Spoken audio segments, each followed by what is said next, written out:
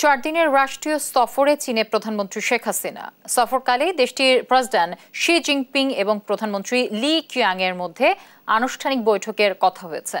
সকাল 11:20 দিকে হযরত শাহজালাল আন্তর্জাতিক বিমানবন্দর ত্যাগ করে প্রধানমন্ত্রীকে বহনকারী বিমানটি। তাকে বিদায় জানান মন্ত্রিপরিষদ সদস্য, 3 বাহিনী প্রধান সহ আওয়ামী লীগের কেন্দ্রীয় নেতারা। স্থানীয় সময় সন্ধ্যা 6টার দিকে বেইজিং ক্যাপিটাল আন্তর্জাতিক বিমানবন্দরে অবতরণ করে প্রধানমন্ত্রীকে বহন করা বিমানটি। 8 থেকে 11 জুলাই বেইজিংয়ে অবস্থানকালে প্রধানমন্ত্রী 10 জুলাই চীনের প্রেসিডেন্ট শি জিনপিং এর সাথে দ্বিপক্ষীয় বৈঠক এবং প্রধানমন্ত্রী লি কিয়াং এর সাথে একটি প্রতিনিধি পর্যায়ের বৈঠক করবেন। এছাড়া ন্যাশনাল পিপলস কংগ্রেস অব চায়নার প্রেসিডেন্ট ঝাও লেজির সঙ্গেও সাক্ষাৎ করবেন শেখ হাসিনা।